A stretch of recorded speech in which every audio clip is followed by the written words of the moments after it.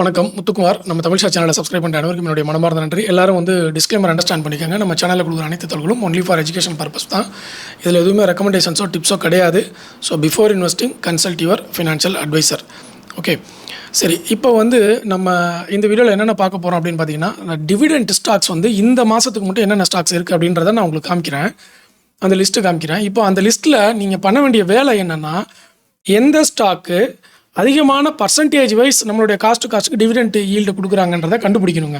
இப்போ வெறுமன டிவிடெண்ட் பர்சன்டேஜை பார்க்குறதுனால நமக்கு பிரோஜனம் கிடையாது. அது எவ்வளோ அமௌண்ட்டாக கன்வெர்ட் ஆக போகுது அப்படின்றத நம்ம கால்குலேட் பண்ணணும். அது கால்குலேஷன்லாம் ஒன்றும் கிடையாது. அது எந்த வெப்சைட்லேயும் அதை கொடுக்க மாட்டாங்க. அதை கொடுக்க சொல்லி நான் நிறைய ப்ரோக்கரேஜ் கிட்ட கேட்டுட்டேன். ஆனால் யாருமே அதை கொடுக்க மாட்டேங்கிறாங்க. அது ஏன்னு தெரில. அதை கொடுத்தாங்கன்னா ட்ரேடர்ஸ்க்கு ரொம்ப பெனிஃபிஷியராக இருக்கும்.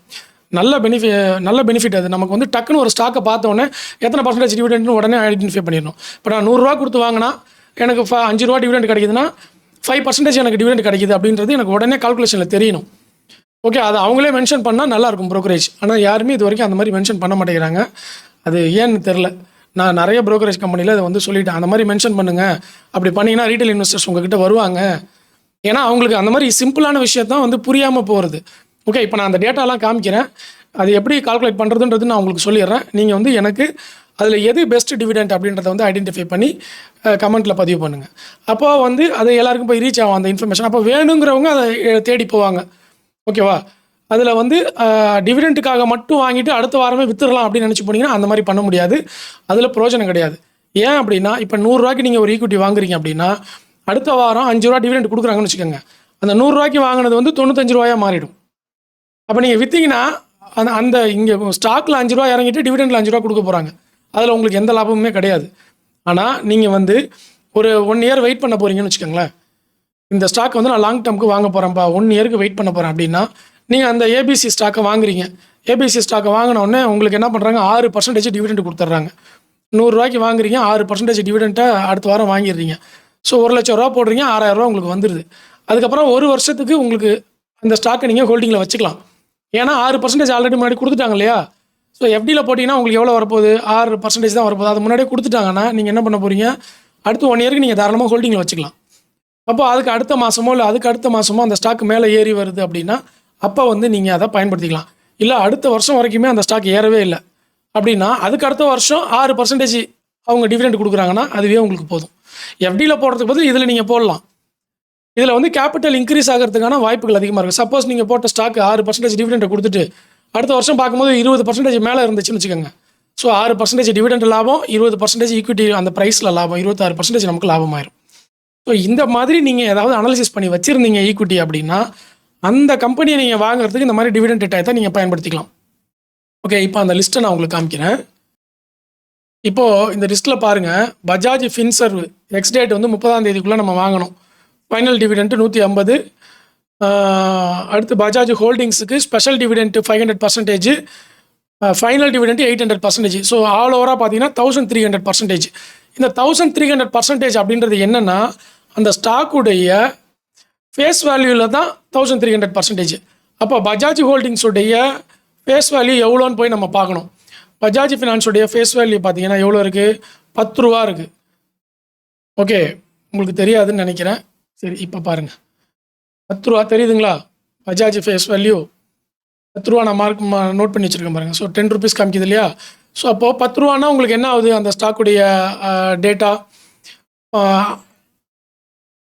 100 மடங்குன்னா 10 ரூபா. அப்போ 1300%னா சரி 100%னா 10 ரூபா, 1300%னா 130 ரூபா உங்களுக்கு கொடுப்பாங்க. 130 ரூபா கொடுக்குறாங்கன்னா ஸ்டாக்கோட ப்ரைஸ் என்ன? ஸ்டாக்குடைய கரண்ட் ப்ரைஸு 10,445 ரூபா. ஸோ 10,445 ரூபா கொடுத்து வாங்குகிற ஸ்டாக்குக்கு நமக்கு எவ்வளோ கொடுக்குறாங்க, 130 ரூபா கொடுக்க போகிறாங்க. 10,000 ரூபாய்க்கு 1000 ரூபா கொடுத்தா 10%. ஓகேவா? 10,000 ரூபாய்க்கு 500 ரூபா கொடுத்தா 5%. இவங்க எவ்வளோ கொடுக்க போகிறாங்க, 130 ரூபா கொடுக்க போகிறாங்க. அப்போ எத்தனை பர்சன்டேஜ் இது? 1%, 1.5%, 1% கொஞ்சம் மேலே கொடுக்குறாங்க. அவ்வளோதான். நமக்கு அந்த மாதிரி நீங்கள் கால்குலேட் பண்ணணும். எத்தனை பர்சன்டேஜ் இப்போ நம்ம கரண்ட் ப்ரைஸ்க்கு வாங்கினோம்னா அப்படிங்கிறத நீங்கள் ஒரு ஸ்டாக்காக கால்குலேட் பண்ணணும். இப்போ பாருங்கள், மகாராஷ்டிரா ஸ்கூட்டர்ஸ் 600%க்கு டிவிடெண்ட்டு 30ஆம் தேதி ஜூன் எக்ஸ் டேட்டு. இப்போ என்ன பண்ணணும், மகாராஷ்டிரா ஸ்கூட்டருடைய அந்த டேட்டாவை போய் நம்ம பார்க்கணும். மகாராஷ்டிரா ஸ்கூட்டர்ஸ் எங்கேப்பா இருக்குது, வந்துருச்சு. அதனுடைய ஃபேஸ் வேல்யூ 10 ரூபா. 10 ரூபானா நமக்கு எவ்வளோ?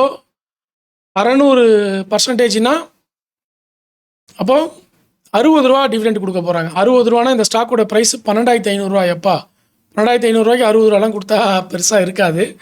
ஸோ வேறு ஸ்டாக் பார்ப்போம் அடுத்தது. அந்த மாதிரி பார்த்தீங்கன்னா 25ஆம் தேதி வைபவ் குளோபல் 75 ரூபா டிவிடெண்ட் கொடுக்குறாங்க. எல்ஐசி பாருங்கள் 100% டிவிடெண்ட். 100%னா எல்ஐசியோடது எவ்வளோ? லைஃப் இன்சூரன்ஸ் வந்து 10 ரூபா ஃபேஸ் வேல்யூ. அப்போ 10 ரூபா கொடுக்குறாங்க. கரண்ட் ப்ரைஸ் 409 ரூபா இருக்குது. 409 ரூபாய்க்கு 10 ரூபா வந்து டிவிடெண்ட் கொடுக்குறாங்க.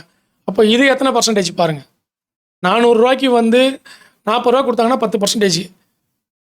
ஓகேவா? 4 ரூபா கொடுத்தாங்கன்னா 1%. இவங்க 10 ரூபா கொடுக்குறாங்க. அப்போது 2.5% வந்து டிவிடெண்ட் கொடுக்குறாங்க எல்ஐசி. ஓகேவா? அப்போது 2.5%ன்றது ஒரு நல்ல டிவிடெண்ட். வருஷத்தில் 2 தடவை கொடுத்தாங்கன்னா நமக்கு அதுவே 5% ஆயிரும். அந்த மாதிரி ஒரு கம்பெனியாக நீங்கள் கால்குலேட் பண்ணிக்கிட்டே வரணும். நார்மலாக ஜிஐசி ஹவுசிங் பார்த்தீங்கன்னா நல்ல டிவிடெண்ட் கொடுப்பாங்க, 45 final dividend. So GIC housing finance போய் பார்ப்போம். ஜிஐசி ஹவுசிங் ஃபினான்ஸ் இது பாருங்கள், ஃபேஸ் வேல்யூ 10 ரூபா. அப்போ எவ்வளோ டிவிடெண்ட் அவங்க அனௌன்ஸ்மெண்ட் பண்ணியிருக்காங்க? 45%னா 4 ரூபா 50 பைசா டிவிடெண்ட் கொடுக்க போகிறாங்க. 4 ரூபா 50 பைசான்றது 50 பைசா, 4 ருபீஸ் 50 பைசுங்கிறது டிவிடெண்ட் அமௌண்ட்டு. கரண்ட் ப்ரைஸ் பார்த்தீங்கன்னா 161 இருக்குது அந்த stock. Book value 391, book value விட கம்மியாக தான் இருக்குது.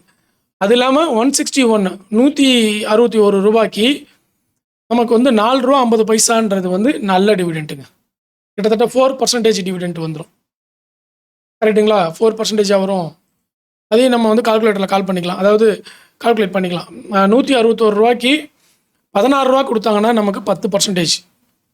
ஓகே, 161 ரூபாய்க்கு 1 ரூபாய் 60 பைசா கொடுத்தாங்கன்னா 1%.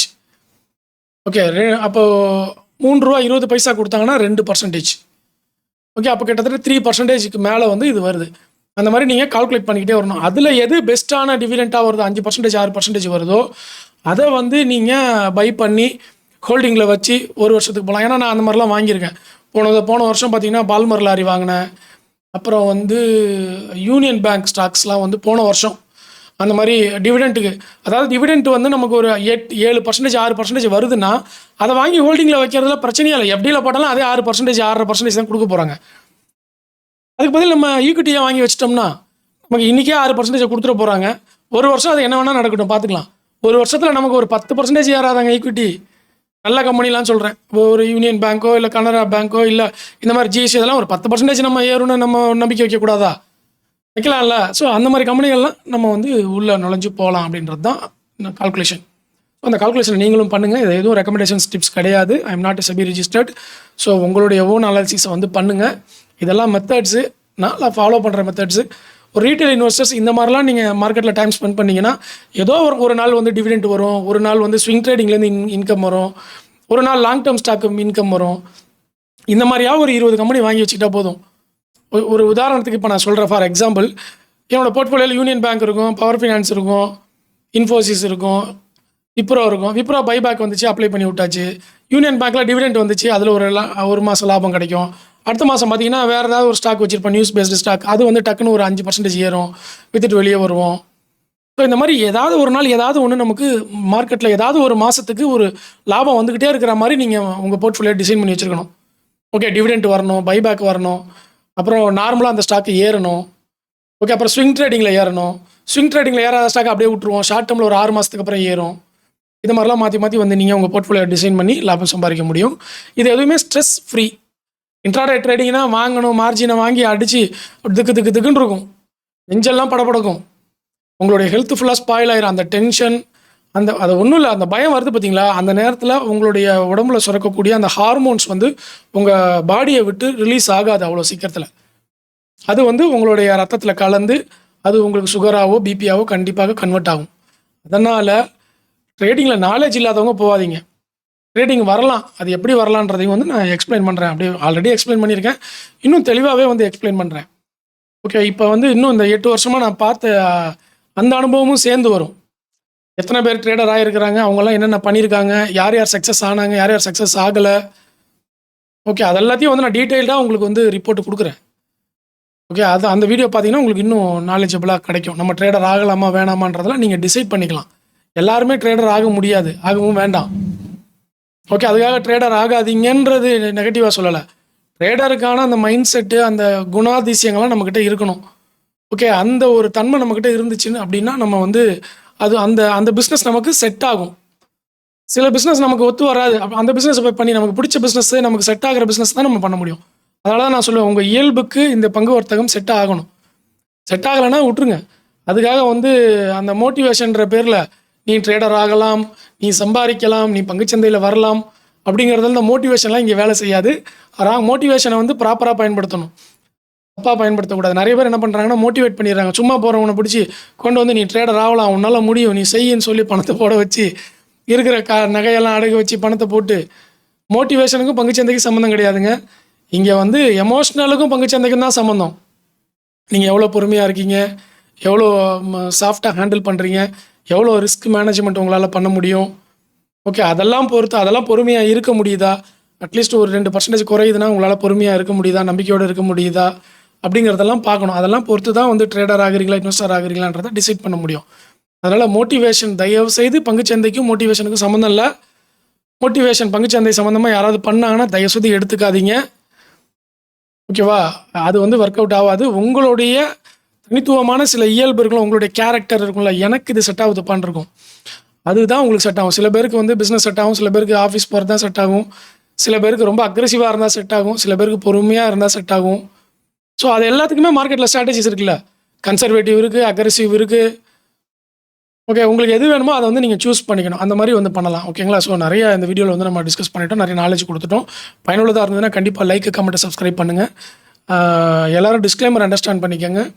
அதுக்கப்புறம் வந்து கமெண்ட்டில் என்னுடைய ரெஃபரல் லிங்க் கொடுத்துருக்கேன், விருப்பம் இருக்கிறவங்க அதையும் பயன்படுத்திக்கோங்க. ஓகே, நன்றி, வணக்கம்.